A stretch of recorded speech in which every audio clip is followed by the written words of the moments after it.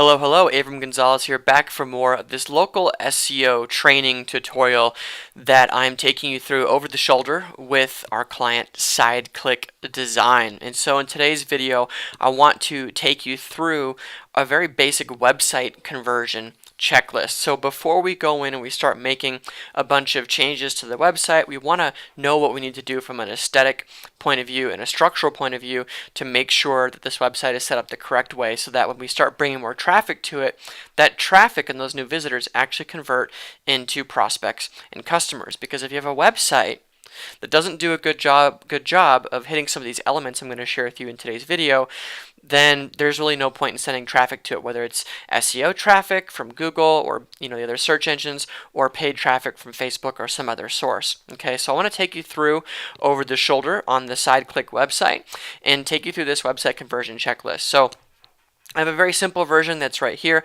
I will have this packaged up in a really neat, nice format that you can download in the description below this video. Might take me a little bit to put it together, but if you check down there, it will become available at some point soon. So that being said, let's jump into this website conversion checklist.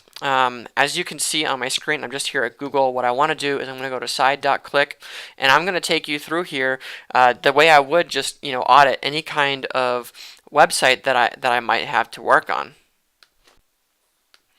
Okay, so looking through here, the first question I'm going to ask myself is, can I tell I'm in the right place in less than a few seconds? So let's go to the website here, load it up, and now I'm thinking to myself, okay, if I was looking for a web design company or somebody who did apps, would I know that I'm in the right place within a few seconds? Okay, and the answer is yes. Because of one thing here in particular, I see the logo on the top left, so I know it's the right company, but I also see this piece here that says Sarasota Web Design and Internet Marketing. That's really important. When somebody visits your website, they need to know in the first few seconds that they're in the right place. If you're a plumber, they need to know, is this a plumbing company? If you're a roofer, they need to know, am I in the right spot? Is this an actual roofing company? So looking here at our checklist, a couple things that you can do from a best practices standpoint are, number one is your logo on the top left. In America and in the Western world, we read from left to right. Okay, so what happens is people's eyes naturally go to the top left, and then they start moving to the right. That's how people read. So having the logo and having an indication of your business and industry in the top left-hand side is very important for people to know, am I in the right place, and answer that question. Okay, the other thing that you can do is have a headline at the top of your page like this right here. It says, we build brands and help businesses succeed in our new digital culture.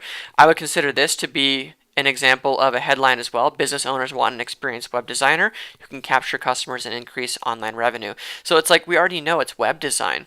Okay, that is being clearly communicated to us by the logo. Both of these headlines, they include branding and design. Okay, and then any industry related imagery. So as you can see up here, it's pictures of keyboards, somebody doing web design, I would presume. If you're a roofer, you want pictures of roofs. If you're a pest control company, you want pictures of your pest control truck, or maybe some of your employees in their gear.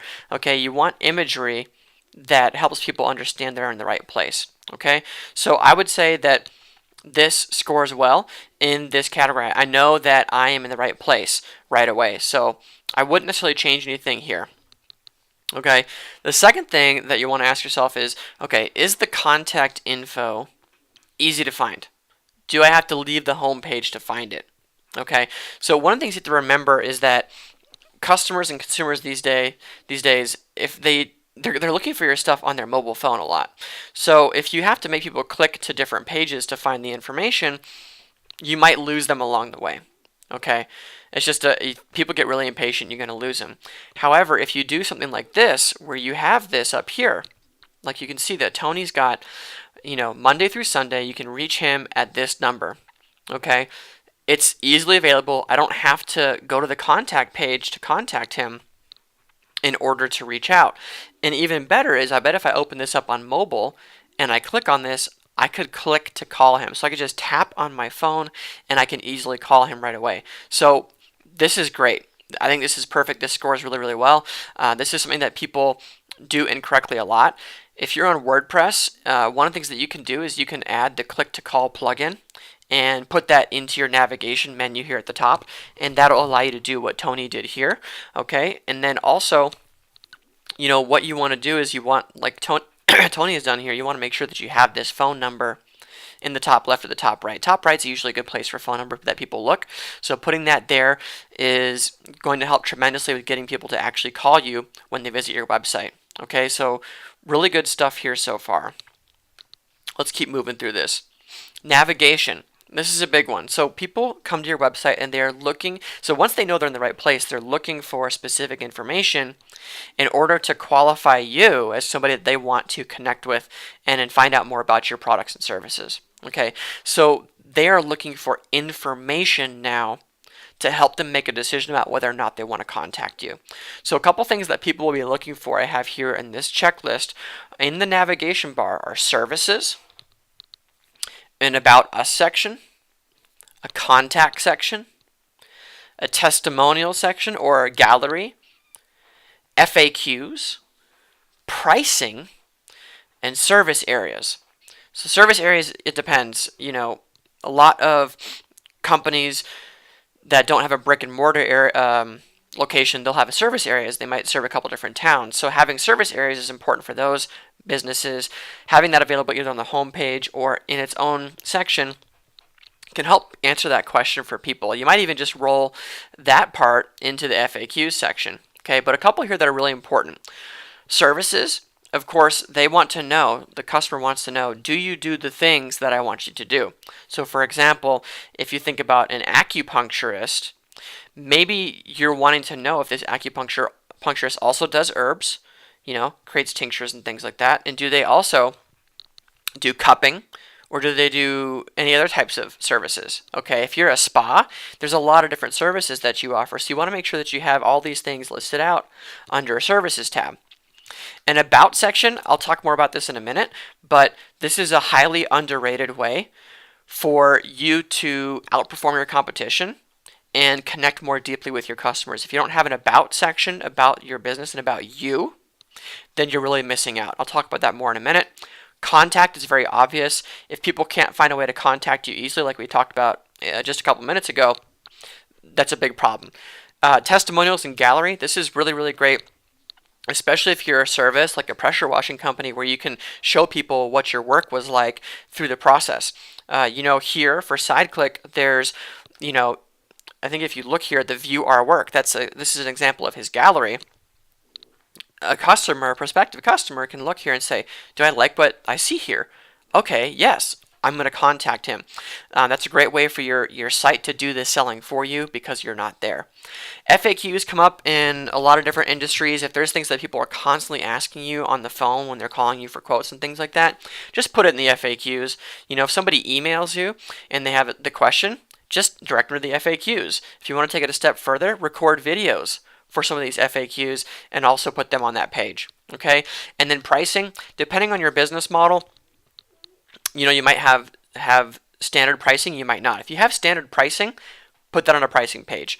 If your business, like my business, we have a very custom approach to the way that we handle our clients, and so pricing varies dramatically. We don't have a pricing page, but you can read more about the services on our site. Okay, so having all these elements in your navigation, the ones that are most applicable to you, I would say the services, the about, the contact, and then having this testimonials and gallery section, if you can come up with that, that's a huge way for your site to do some extra work for you. So looking here at Tony's site, let's pull this over. He's got the services page. We don't really have an about page.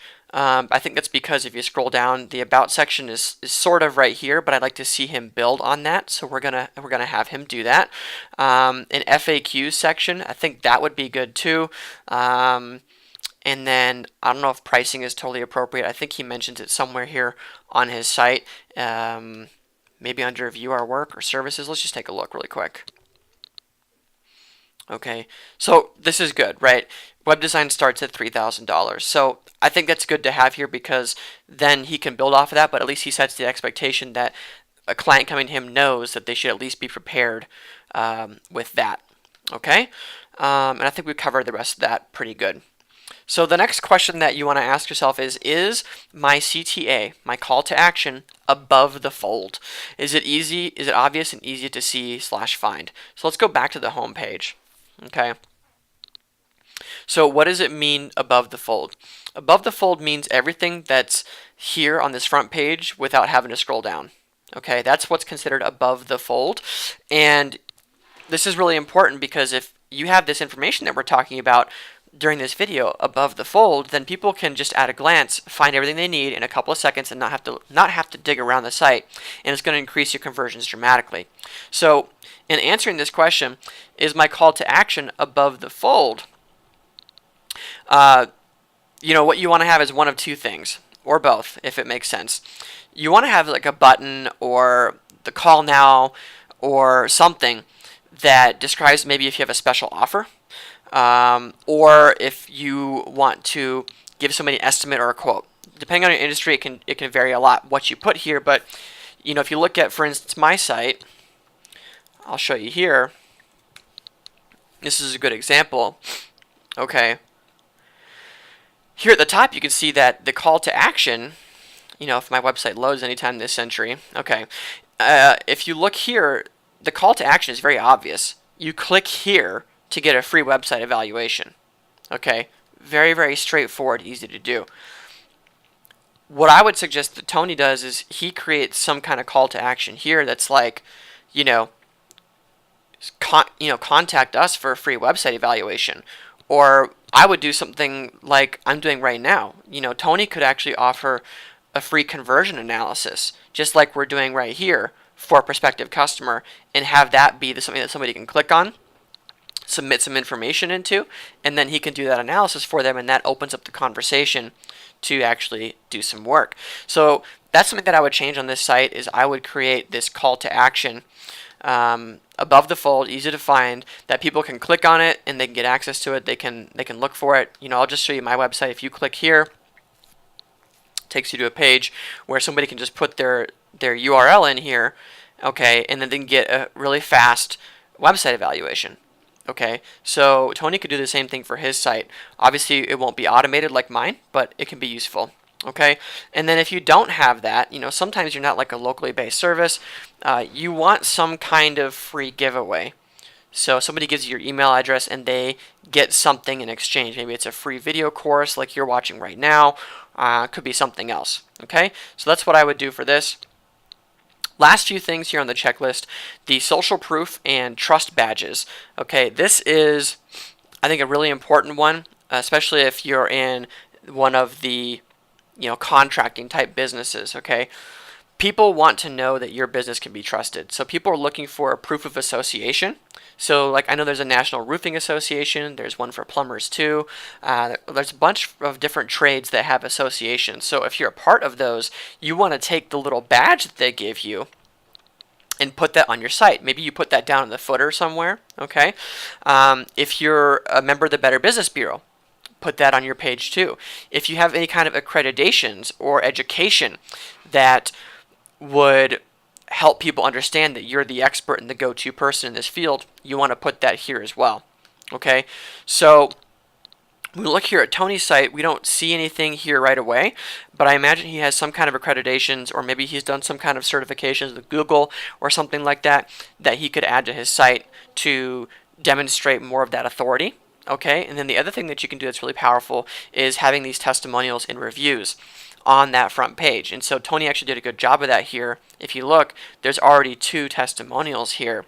And, we could always add more, or you could have like a button here, like I've got on my website, where you can actually click a button, it goes to see more testimonials, right? So if you scroll down on my site here, you see some testimonials, and then you can actually click here to see all testimonials.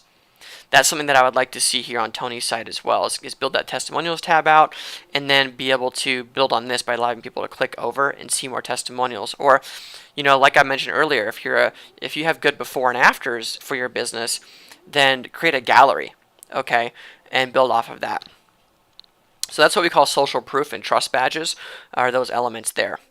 Okay, like I said, the about page, this is This is an incredibly powerful way to set yourself apart from all of your competition. Okay, a good about page doesn't have to be anything extreme or extravagant, but you want to be able to personify your business through storytelling.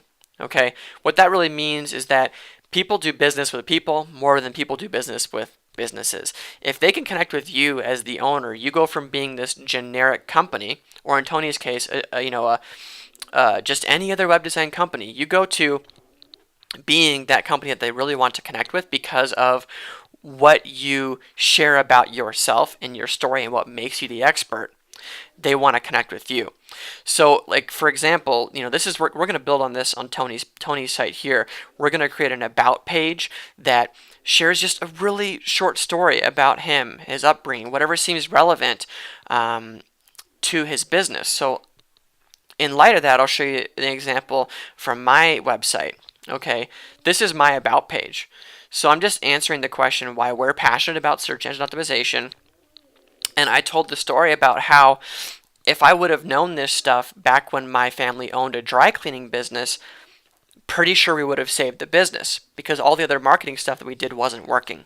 Okay, so I tell that short story, and that obviously lends itself to, that customer identifying with those problems and those struggles that my family had with the dry cleaning business. And then it transitions into a very simple call to action that lets people know, hey, you can reach out to me. We can give you free estimate, free evaluation. Just fill out this form here. Okay, it's got a picture of me speaking on stage, and it's got some links for people to connect with me on social media.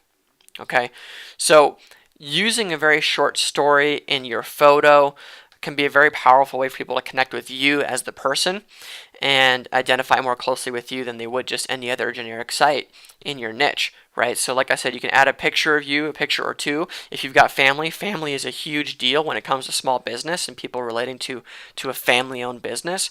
And then this piece here, include a CTA, include a call to action, like I did down here, where you can fill out a discovery form so that we can find out more about your business, and then do a full evaluation. Okay, you should always have every page on your site should serve a purpose, and it should redirect them to the next thing that they could be looking for, whether that's some testimonials or locations or the contact page or what have you. Okay, but I think this is a great page to tell your story and get people to take action on something. Okay, and then this one's a big deal too, the contact page. And as you can tell, I'm being very thorough here, right?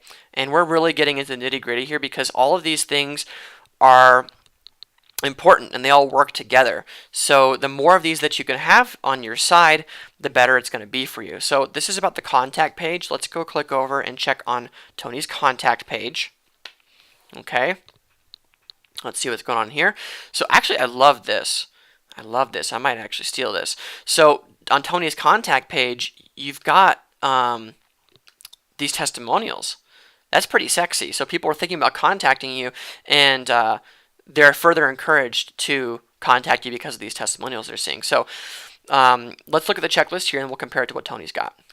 All right, contact page. So you want to include the phone number. Boom, he's got that right here. Include a web form. Okay, right here we got a web form. If you want a really simple one that's free, you can use the Contact 7 web form. It's a WordPress plugin. So to create something like this, if you don't know how to do that, it's very easy. And then we want to also include a Google Maps embed.